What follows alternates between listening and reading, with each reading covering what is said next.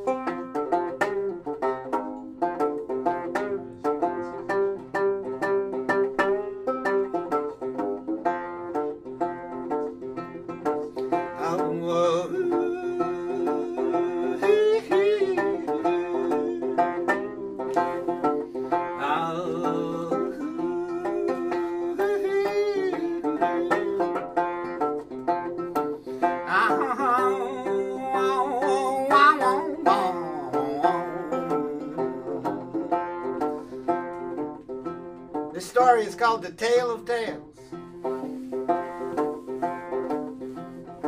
It's a story from long, long ago, when the world was new. And the whole world sat in the middle of a great blue bowl on the back of a giant turtle floating through space. Now, you know, the world was a very different place in those days. Very different. For one thing, all the people in the world lived together in one place. Yep, they all lived together in the branches and at the base of one giant, enormous baobab tree. You know what a baobab tree is? It's a kind of a tree that's sometimes called an upside-down tree because the branches look like roots. There's very large numbers of very tangly branches. There's lots of room up there to live. And anyway, it's an African tree. And all the people in the world lived in this gigantic baobab tree that was right near the edge of a huge cliff. It was a very deep cliff, and it was a very, very long cliff. So, now, not only was the world different than the world is today, but people were different. Aside from the fact that they all lived together in one place, they also had not yet learned how to speak. Now, they had voices. They could sing without words, just like I was doing just before we began. And they could dance. They would sing and dance and party and all kinds of stuff like that, but they couldn't talk because they had no words. And then another thing that was different about all the people in the world from the people today is they all had tails. You see, they had all kinds of different tails. They had long tails, short tails, furry tails, naked tails, tails that were straight, tails that were kinky, tails that were fluffy, every kind of tail, and every person had a tail of their own. There you go. It was a very different world. Also, there were dragons in those days. Not the fine gossamer winged dragons that I'm sure you've heard of, the ones that fly through the sky and breathe fire and are so smart and beautiful and wonderful and celebrated in Chinese art and stuff like that. No. Back in those days, dragons were very different too. Dragons back then were great, big, huge, lumbering creatures that would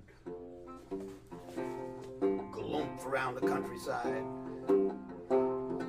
looking for something to eat. They had wings, but the wings were such tiny little wings they were only good for brushing the flies off of their back in the summertime. Couldn't fly.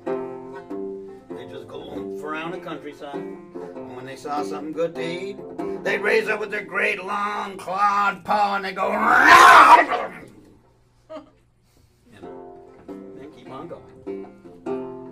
And now another thing about the dragons in those days is that they were not very bright.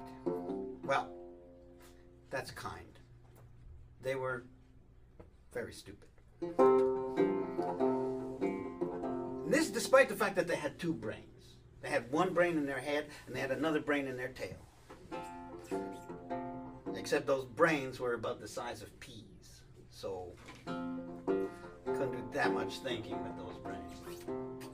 In fact, they were so small of brain that a dragon could never figure out what to do for itself.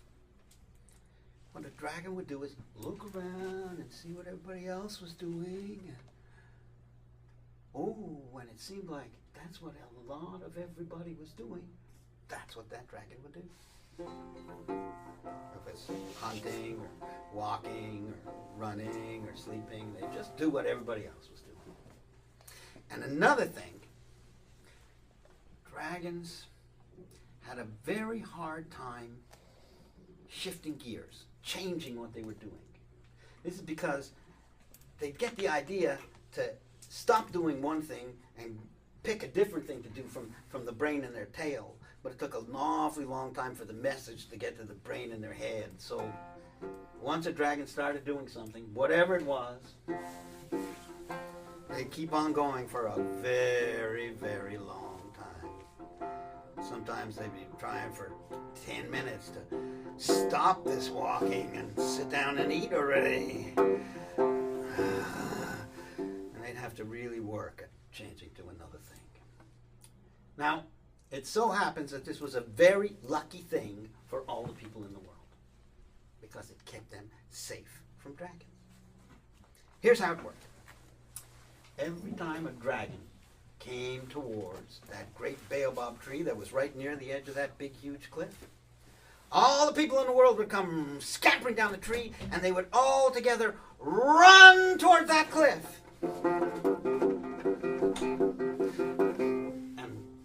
Dragon saw everybody running towards that cliff. He couldn't help himself. Off he went, running towards that cliff. Well, when all the people in the world got to the edge of the cliff, what do you think they did? They were not stupid. They stopped. The dragon, his brain and his tail is thinking, you should stop, you should stop, you should stop. But that message never got to the brain and the head in time, and the dragon would go right over the cliff and land thud at the bottom.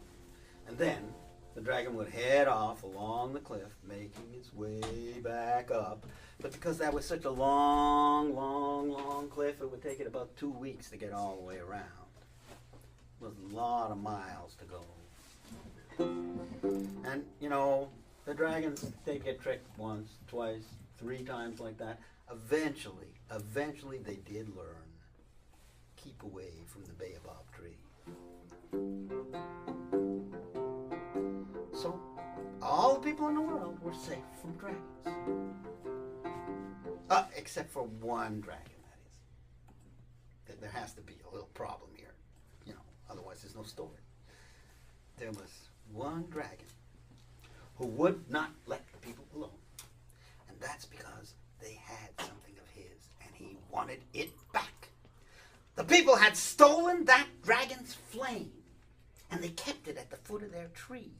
And they would, like, sit around it and keep warm, cook on it, and they would dance around it. They'd have big parties around it, do their singing and dancing, and, you know, they didn't want to give that flame back. And that dragon was very embarrassed to be the only dragon to not have a flame.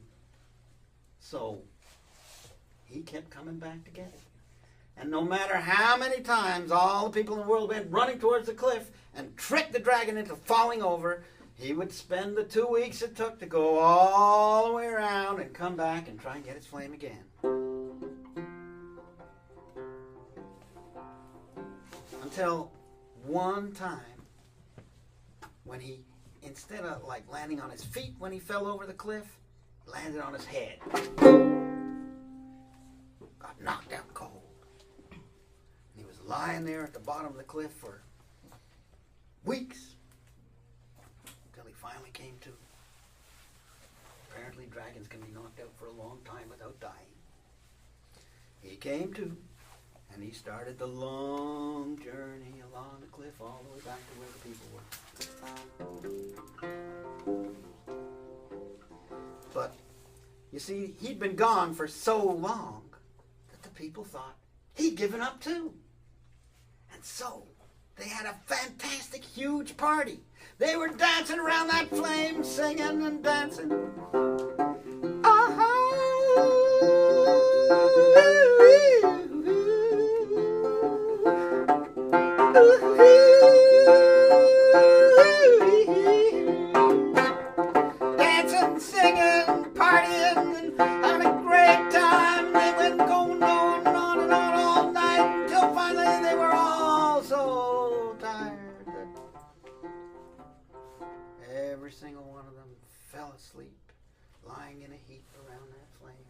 they were sleeping so soundly that as it happened, that was the night that the dragon finally made his way back and was approaching.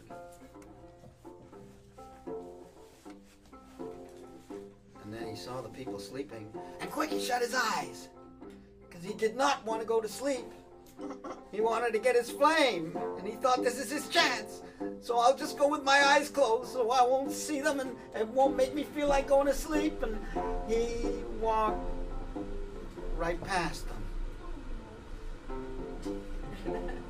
And he got almost to the edge of the cliff.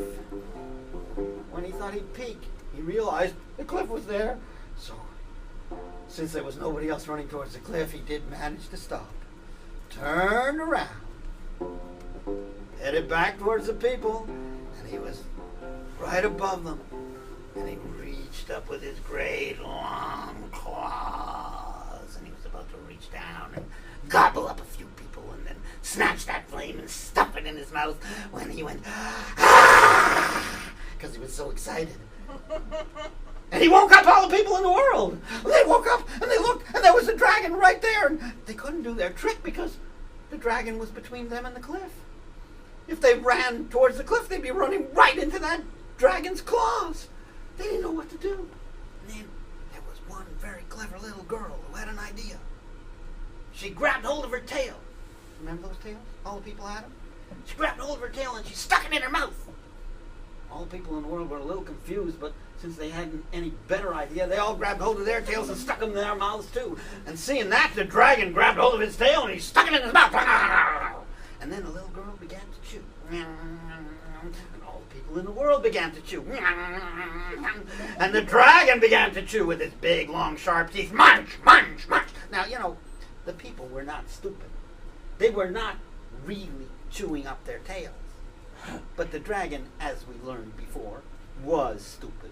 And he was really chewing up his tail, eating away. And, you know, once the dragon started, he had a hard time stopping. So he ate his whole tail.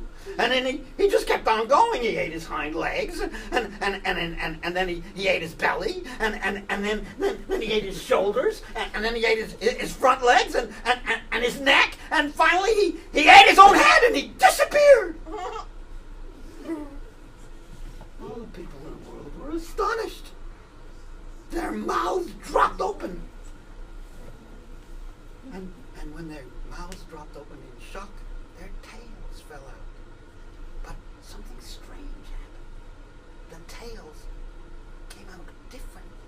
Instead of tails of fur and flesh that went in, when they came out of their mouth, they came out as tails of words.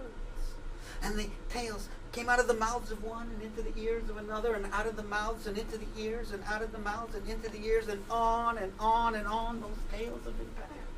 And since that time, people have taken the whole world to be their dominion. And wherever they've gone, they've taken these tails. And even today, sitting around campfires or little basement coffee houses, or people's living rooms, wherever people may gather, those tales are still told. For it is by spinning the stories of our ancestors that we know who we are and where we've come from. And that is the tale